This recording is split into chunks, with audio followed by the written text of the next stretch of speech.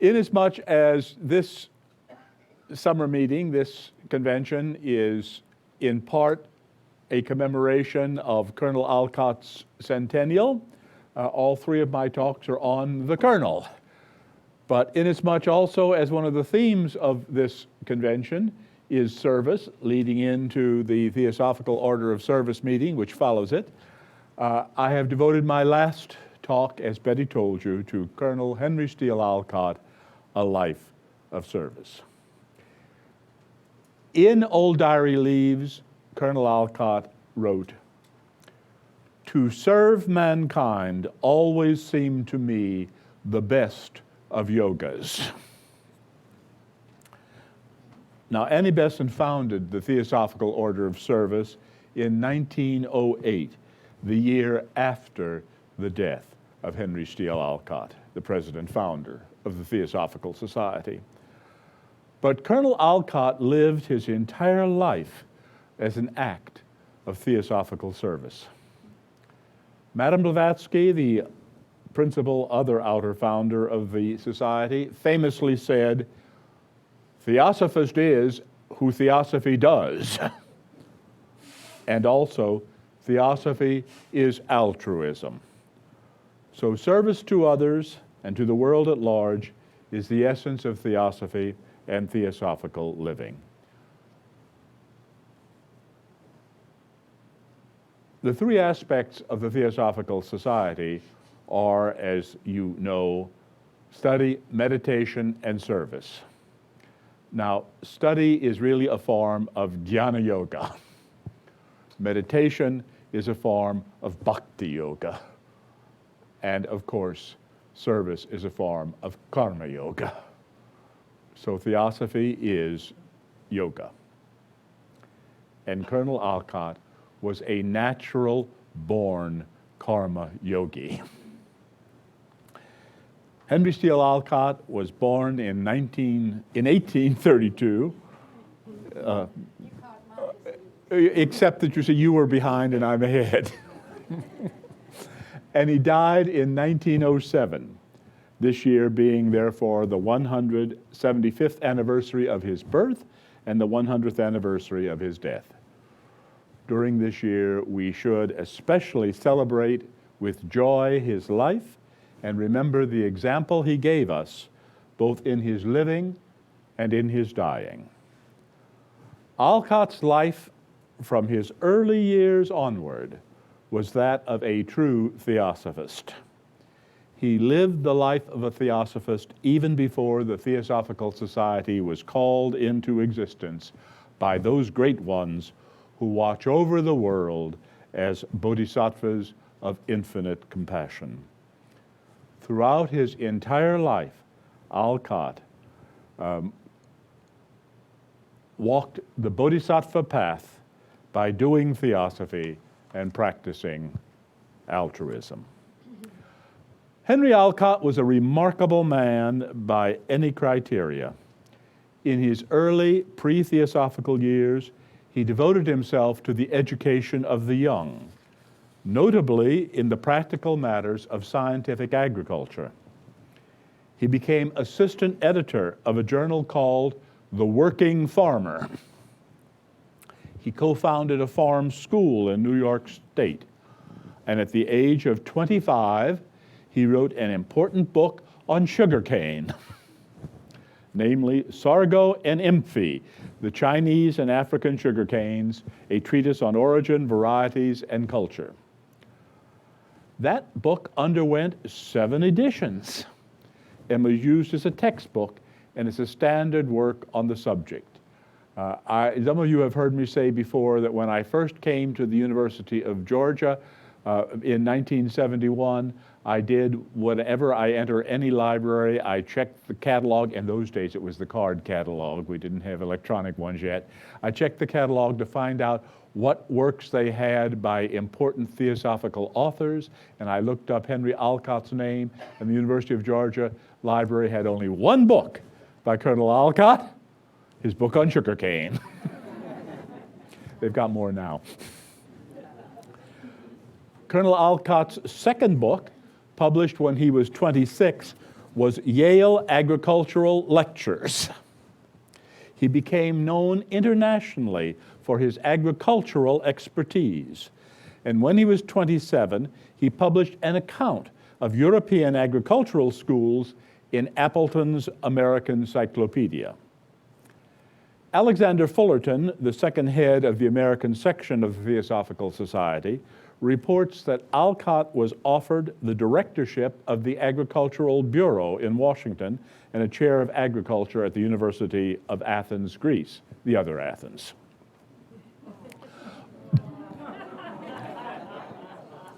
Both of which offers he declined.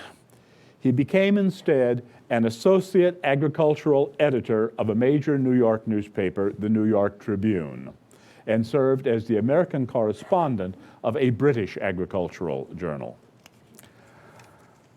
However, Alcott knew that man does not live by bread alone. From his earliest years, he was aware that human beings have a spiritual component in their natures, the care and development of which is more important than the agricultural and educational work of feeding the body with which he was up to that time engaged. Consequently, Alcott directed his repertorial skills also into other fields. For example, the New York Tribune, for which he was working, was a staunch supporter of abolition, the freeing of slaves. That was a cause with which Alcott would naturally have been attuned. So when the Tribune needed a reporter to cover the execution of John Brown in Charleston, West Virginia, Alcott volunteered. Now, John Brown was an abolitionist, but a fanatical and violent one. He believed he had a divinely inspired mission, both to liberate slaves and also to exterminate anyone who believed otherwise. In Kansas, John Brown murdered 5 pro-slavery advocates. Then he returned east and organized a raid on the federal armory in Harper's Ferry, Virginia, intending to seize weapons with which to arm an army of slaves, which he would lead in an insurrection against the government. No slaves responded to his call. But that did not deter him.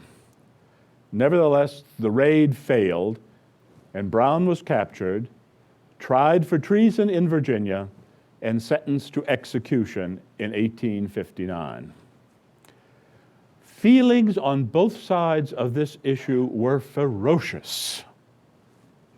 Some abolitionists made John Brown into a hero and sang verses to the tune of the Battle Hymn of the Republic, which became a marching song in the North. You will be familiar with the lyrics of that tune, which I will not attempt to sing. I relieve your anxiety immediately. John Brown's body lies a-moldering in the grave, but his soul goes marching on. Glory, glory, hallelujah, his soul goes marching on. On the other hand, in the South especially, John Brown was regarded as a madman and a terrorist. Northern abolitionists were consequently unwelcome in the South, and reporters for newspapers like the Tribune were threatened with lynching if they should dare to appear. So Alcott's volunteering to go to Virginia as a reporter for the Tribune to cover John Brown's execution in an emotionally charged South was an act of extraordinary bravery, maybe even of foolhardiness. Alcott went and did his job. With the aid of a Southern Masonic brother, he succeeded in fulfilling his duties to the newspaper while still surviving the experience. The following Civil War was sparked, in part, by the John Brown affair, although its causes ran much deeper. During that strife, known in the South as the war between the states, when Southerners want to be polite, Alcott was an officer in the Union Army. He saw combat, but most of his service was as a special investigator of military procurement fraud. As a result of that special duty, he acquired the title colonel and received a commendation from the Secretary of War for services, quote, as important to the government as the winning of a battle, end quote. After the assassination of President Lincoln, Alcott was made a special commissioner to investigate charges of conspiracy in that crime. As a result of these investigative experiences during and after the Civil War, Alcott decided to become a barrister. He specialized in insurance law and legal reform, for which work he was hailed as the most progressive American of the Americans. He was one of the drafters of a model law governing insurance that was widely adopted in the United States. And he represented many important clients, including governments from abroad and in the United States, and also great corporations. Yet even during those pre-theosophical days, Colonel Alcott showed an interest in the purely spiritual and paranormal, being aware of the inner side of human life and its paramount importance. As early as the age of 12, Alcott had been in contact with spiritualism and extrasensory perception through witnessing the work of Andrew Jackson Davis, a clairvoyant and prophet whose harmonial philosophy, that's what it was called, the harmonial philosophy, was in some ways an anticipation of theosophy. The young Alcott was also a practitioner of mesmerism, an early form of hypnotism and a healing technique. For instance, on one instance, he provided mesmeric anesthesia to a young girl during dental surgery. This was before any form of regular anesthesia for dental work. By the time he reached the age of 40, Alcott was well established as a successful lawyer and social reformer who also served as a gentleman correspondent for New York newspapers. You know, in those days, newspaper correspondents were not by and large people who did that as a job, as a regular employment, but rather gentlemen and gentlewomen sometimes, but mainly gentlemen, wrote for newspapers incidentally.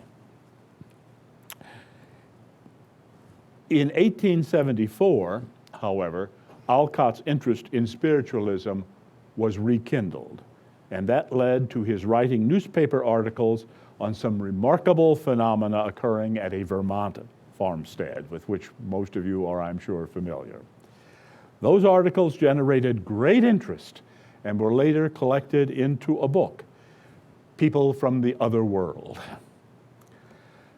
Helena Petrovna Blavatsky, who had been sent to America by her masters in order that she might meet Alcott and found the Theosophical Society, read Colonel Alcott's newspaper articles and arranged to meet him by going herself to the site of the phenomena he was reporting. They became friends almost immediately, rekindling an old acquaintance from former lifetimes. The result, a year later, was the foundation of the Theosophical Society and the inauguration of a new period in Colonel Alcott's life. In this new period, his focus came to be exclusively on the welfare of humanity, physically, socially, intellectually, and spiritually. The most important event of this new period, inaugurated by the founding of the Theosophical Society in New York City, was Alcott and Blavatsky's removal to India and the subsequent establishment of the international headquarters of the Society at Adyar. When the two founders arrived in India, Alcott came into his own. Kissing the sacred ground of India when he landed in Bombay, Alcott became an adopted son of that land. There he was an advocate for the downtrodden, a promoter of traditional Indic learning, and an example of applied spirituality through service.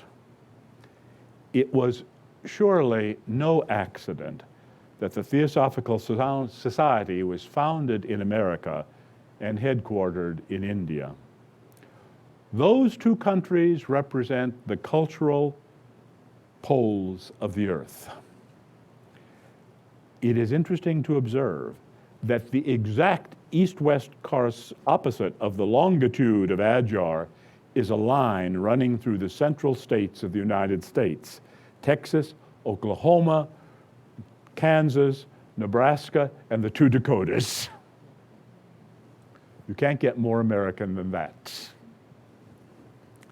The balance is striking and synchronistic. India and America are the yin-yang, the Purusha Prakriti of the world's energy. They symbolize spirit and matter, the old and the new, tradition and innovation in world culture. Now, to be sure, we must not interpret the Indian-American complementation in a literal fashion. There is material innovation aplenty in India. And similarly, there are spiritual traditions in America. In pointing to the complementary aspects of India and America, we are talking less about cultural facts than about archetypal symbols. And the other day, I quoted Pamela Travers, the author of the Mary Poppins books, on the way to interpret archetypal symbols, which I will remind you is, don't take them literally. Don't take them literally. Do not take them literally. Symbolically and archetypically, India and America are the polar opposites of world culture. The Theosophical Society exists in large measure to reconcile those opposites and to combine them for the welfare of all beings. A perfect world, a world of peace, progress, and perception, needs both spiritual and material development, tradition and innovation, the old and the new. Only by combining those energies in harmonious balance can the world reach the evolutionary goal that Theosophy recognizes as the Dharma of our planet. Through linking American and Indic ideals, the Theosophical Society was intended to serve as a moderating factor in world culture and to help bring all peoples and cultures into a unified pattern of mutual respect and support. That Dharma of the Theosophical Society was amazingly personified in Henry Steele Alcott. Born an American, he became an assimilated Indian who regarded India as his home. His psychology was in many ways typically both American and Indian. His Americanness, or one might say his first-ray characteristics, appeared in his organizational ability, his initiative, his optimism, and also what can only be called a certain brashness and impetuosity. His Indianness, or one might say his seventh-ray characteristics, appeared in his tolerance, his respect for the wise ones, his devotion to tradition, and his dedication to higher values. But he combined such qualities in his own person, and because he was the founder president of the Theosophical Society, Colonel Alcott can be seen as a model theosophist, a guide for what it means to live a life of theosophical service. A full account of Colonel Alcott's accomplishments can be laid out only in an extensive exposition, not in a brief space. The 6 volumes of Old Diary Leaves are his own account of his work during the years 1874 to 1898. 24 remarkable years of theosophical labor. In the fall of this year, the National Lodge will begin a projected 12-part series on Old Diary Leaves to acquaint its fellows with that remarkable history. Here, in this talk, the achievements of that remarkable theosophist, Henry Alcott, can only be outlined. For theosophists, the most remarkable of Colonel Alcott's achievements must be the Theosophical Society itself. He proposed its formation. He organized it. He set its tone. He arranged for the movement of its headquarters to India. He saw the society through its early and tumultuous days. He worked to make it grow. He traveled and lectured tirelessly on its behalf. He protected its integrity. And finally, he turned it over, living and thriving, to his most worthy successor, Annie Besant. The Theosophical Society of today is Colonel Alcott's legacy to us and to the world. Our challenge, in turn, is to preserve that legacy and pass it on to our successors in a form no less healthy and thriving than that in which he left it. However, Henry Alcott was no mere organization man. To him is due, in large measure, the orientation of the society to openness and non-dogmatism, to striving for international cultural harmony, and to an aspiration for fraternity among all peoples of the world. What the Theosophical Society is today, not just in organization, but at its very heart and core, its very purpose for being, is due to Colonel Alcott. When the society was founded in 1875, it had only a single object, namely, to collect and diffuse a knowledge of the laws which govern the universe. Modest little object, wasn't it? That object of the society's infancy concentrates on an occult matter, the unknown laws of the universe. The society's object took something like their present form in 1881, when forming the nucleus of universal brotherhood was first formally declared. Were you aware of that the notion of forming a core of universal brotherhood was not part of the objects of the society until 1881? In February of that year, Alcott and Blavatsky had a falling out. They became contending twins over a trip to Sri Lanka for social work there, which Alcott understood the masters had approved, but which Blavatsky wanted him to cancel so he could stay with her and work on a forthcoming issue of the magazine, The Theosophist. Alcott depended on Blavatsky. Blavatsky depended on Alcott to a great extent for her writing, actually, in her early days.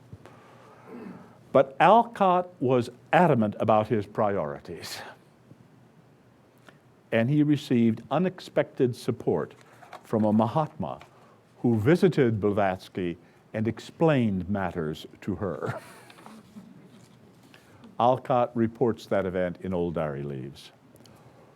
One result of this visit, he says, of the Mahatma, was that she and I had a long and serious discussion about the state of affairs, resulting, as my diary says, in an agreement between us to reconstruct the Theosophical Society on a different basis, putting the brotherhood idea forward more prominently and keeping the occultism in the background. This then was the beginning of the adoption of the universal brotherhood idea in more definite form than previously. The wording of the paragraphs stating the objects of the society, Alcott says, was entirely my own and is quite open to alterations. Okay? The society began as an organization focused on occultism and became, by 1881, an organization focused on brotherhood. We owe the present-day objects of the society to Colonel Olcott. His insistence on the priority of brotherhood was, of course, in complete harmony with the view of the masters, which had been expressed the year before in a letter from K8, the Master KH, to AP Sinnott.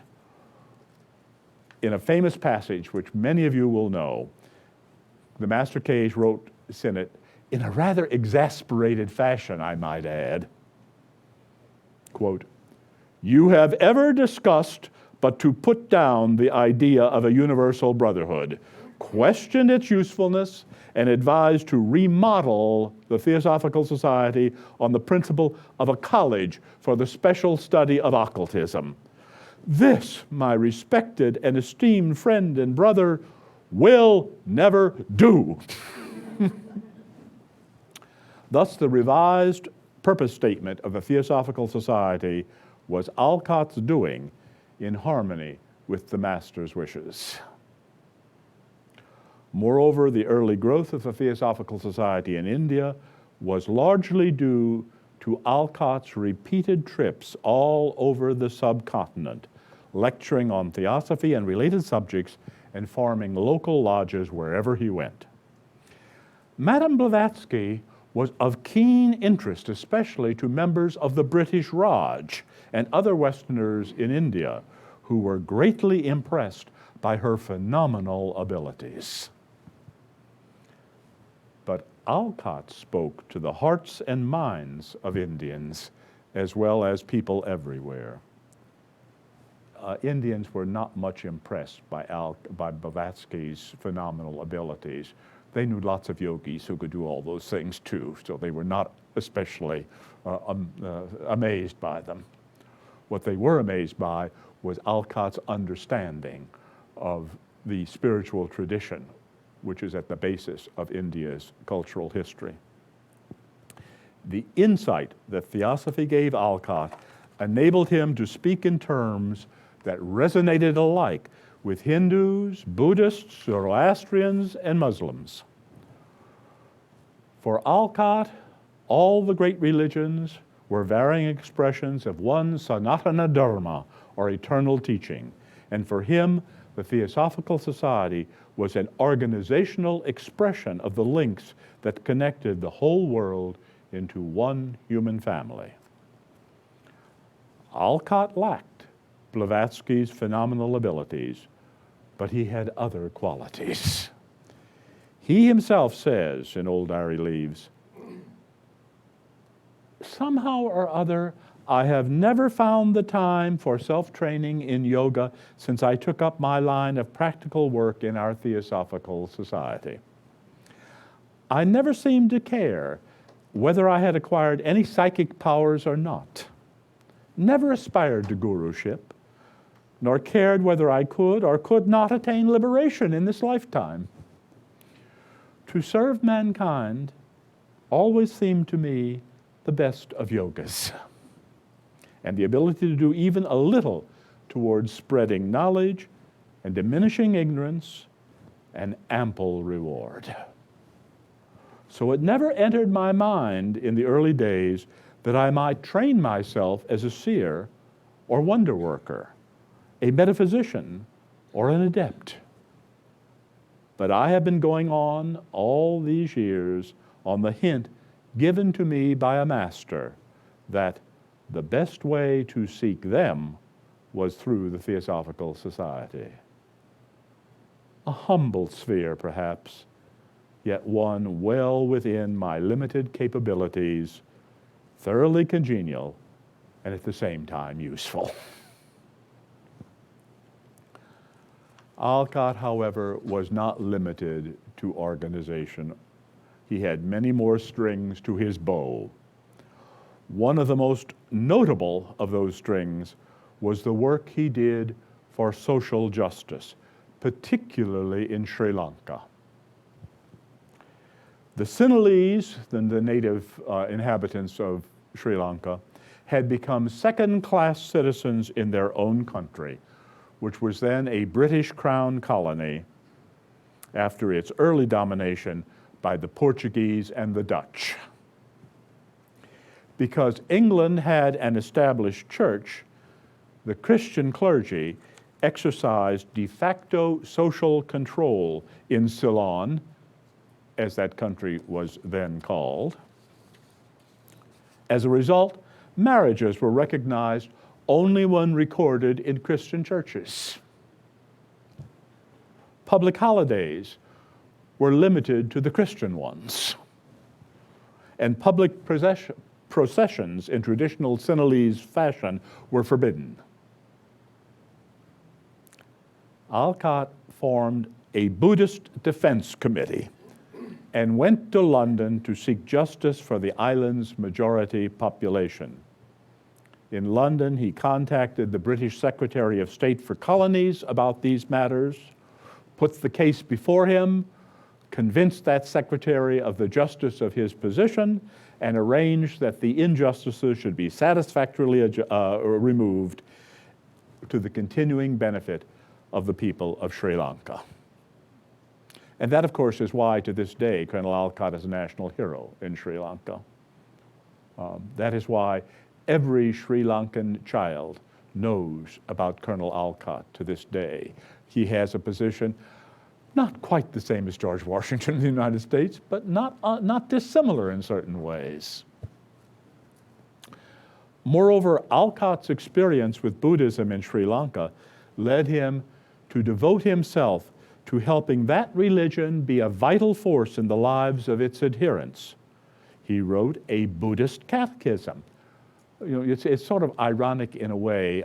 Colonel Alcott did great work for Buddhism, but he has sometimes been called the Protestant Buddhist because he introduced all sorts of Protestant Christian practices into Buddhism. He organized Buddhist Sunday schools.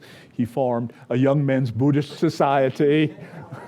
And he wrote this catechism, which is thoroughly Christian in its origin. This catechism has been translated into many languages. Alcott helped to design the Buddhist flag. His ambition to bring together all schools of Buddhism led to his formulating a list of essential points of the Buddhist teaching that was accepted by both northern and southern schools. He traveled extensively in Japan and Burma in support of the Buddhist revival, of which he was a moving figure. Alcott's Buddhism, however, was no narrow or sectarian ethnic faith. It was instead a recognition that the teachings of Gautama are a magnificent formulation of the one wisdom religion, which is found also in Theosophy. For Alcott, Theosophy and Buddhism were the same thing. Alcott continued to promote education, especially for the young and deprived. He recognized that the best way to improve the condition of people is to educate their children. Consequently, in Sri Lanka alone, he established more than 200 schools and several colleges. In India also he founded schools, including notably one at Adyar, still in existence today, now called the Alcott School. Originally it was for those he called the Panchamas, or fifth caste people, or the outcasts of India. That school still fills a vital role in educating the young especially of the deprived classes, and has been recognized for the excellence of the education it provides without state subsidy and solely through the generosity of its supporters. That school received a commendation a few years ago for the excellence of its teaching of English. A very important subject in India, right? And if you want to get ahead in the world, you need to know English. Alcott's concern for learning was by no means restricted to basic education for the young. He was also intensely interested in preserving and promoting the study of traditional Indic manuscripts and books. On the first day of 1886, he broke ground for the Algeo Library, which has fulfilled his vision of becoming one of the best repositories of ancient Sanskrit manuscripts and other documents of Indian scholarship. The Library of the University of Chicago has recognized the unique value of the Algeo Library, and with a grant from the Kern Foundation, has microfilmed the most important manuscripts in this Theosophical Library for the sake of their preservation and availability to scholars internationally. Alcott's service was not only to culture and communities, he also served individuals, especially with the healing power he discovered he could command. His experience with mesmerism when he was a young man resurfaced in Sri Lanka in 1882 when he discovered that he had the ability to cure the sick and disabled. A man who for 8 years had been paralyzed in one arm and partially in one leg came to a lecture Alcott gave. In old diary leaves, Alcott records what happened. He says, "I had known all about mesmerism and mesmeric healing for 30 years, though I had never practiced them, save to make a few necessary experiments at the beginning. But now, moved by a feeling of sympathy, without which the healer has no healing power to radically cure, I made some passes over his arm and said he would feel better for it. He came in the next morning. I treated him again, and the next day, and the next. Within the next 4 days, he was able to sign his name with the cured hand, this being the first time in 9 years he had held a pen." Subsequently, Alcott went all over Sri Lanka, India, and elsewhere, restoring sight to the blind, mobility to the lame, dexterity to the manually impaired, and health generally to the afflicted. He expected no payment or thanks for such service, but performed it because he was able to do so and there was a need to be met. However, he was so surrounded by those seeking his help that eventually he had to give up his practice of healing because those activities left no time for other obligations. Wherever he went, he was surrounded by those seeking his assistance. Ultimately, curing the body of its afflictions is less important than curing the spirit of its ailments. So Alcott devoted himself increasingly to making Theosophy better known in India and throughout the world. Henry Alcott was not a flamboyant man. He was a very popular, but not a stirring orator. He was noted not for rhetorical flourishes and high style, but instead for clarity, simplicity, and sincerity, and also for a concern for the welfare of all humanity. Those who heard him recognized that they had listened to a man who knew whereof he spoke, who believed with all his heart and soul in the great truths that the holy teachers of India and throughout the world had set forth, and whose only ambition was to do such good as he was able to achieve in service to the world.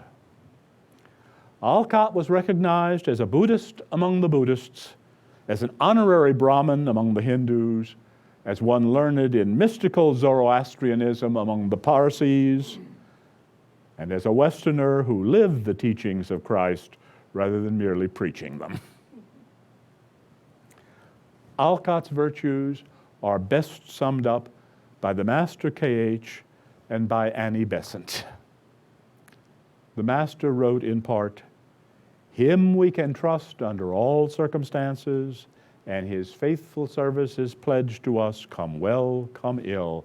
Where can we find an equal devotion?" And Annie Besant ended her obituary for Colonel Alcott with these words, "India has had no more faithful helper in the revival of her religions than this noble American, and she may well send her blessings to the man who loved and served her."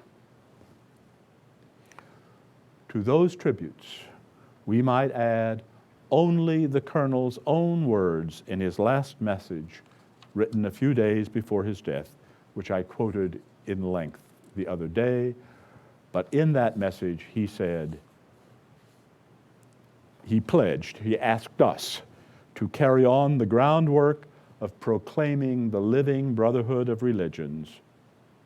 And in that message, he also ardently expressed his aspiration to impress on all men on earth that there is no religion higher than truth, and that in the brotherhood of religions lies the peace and progress of humanity. Colonel Alcott lived a life of service until the very end. He was a model for every true theosophist. At this time of the centenary of his death and the 175th anniversary of his birth, we can most greatly honor him, not just with words like these, but more importantly, by living the life he lived, and so following him in a life dedicated to service to the world. Theosophists can have no greater example for living their own lives of service than to follow the model set by their president-founder, Henry Steele Alcott.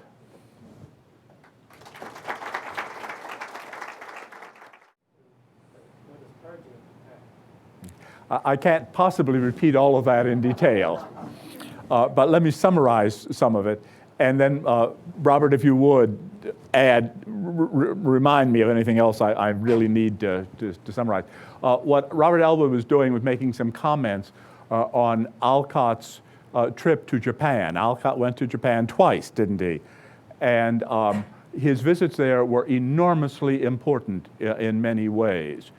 This was a period when he went to Japan to promote Buddhism, to promote his ideals of a harmonious worldwide Buddhist movement.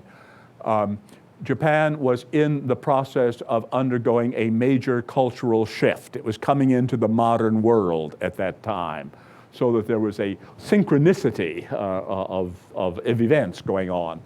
And the Japanese, to this day, are very conscious of that. Japanese scholars are very much interested in Alcott's influence in Japan at that time on Buddhism. Alcott's emphasis on the unification of all schools of Buddhism inspired the Japanese Buddhists to make contacts outside of Japan, which they had not had before. Their contacts before had been largely limited to Korea and to certain varieties of Buddhism derived from China and from Korea. But he got them to send people to Sri Lanka, to South Asia, to learn about the Pali tradition, the Theravada tradition as well, and thus really promoted in a very significant way this unified Buddhist movement. And Buddhism then began its course of development of becoming truly a world religion and not just a regional one. It was a big region that it was in, of course, in the Far East, but it began looking outward more and more. Alcott, particularly his work in Japan, helped to reinforce the awareness that Buddhism has an important message for modern life all over the world. And indeed, that message partly reached the world through a Buddhist scholar by the name of Suzuki. And we discovered a few years ago at a Theosophical History meeting in London from a Japanese who was giving a paper about Theosophy in Japan that, well, he didn't really know, but he thought that Suzuki had some connection with Theosophy directly. So my wife, who's a great researcher in historical matters, went into the Algeo archives and discovered that Suzuki's wife was in fact a leading force in Japanese Theosophy. She was the head of two lodges, I think, at different times in Japan. All right, she was secretary of lodges, Theosophical lodges in Japan, and Suzuki himself was active in speaking in Theosophical lodges in Japan. And of course, Suzuki came to the United States and was a professor, I think, at Chicago, wasn't he, at one time? Well, he lectured at Columbia. At Columbia, all right. He lectured. And Berkeley. And really introduced Zen, popularized knowledge of Zen in this country. But see, all of that is sort of, most Theosophists have no notion of the influence Theosophy has had.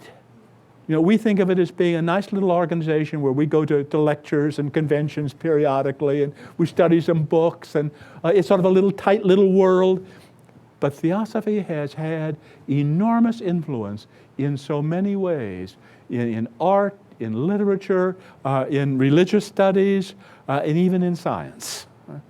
I mean, it has spread out. It is doing what the masters intended, not in an obvious way, not in a way that even most of us are aware, but it operates sub rosa, subliminally, under the threshold, sending out its message of harmony, of peace, of oneness, and of the existence of higher spiritual values.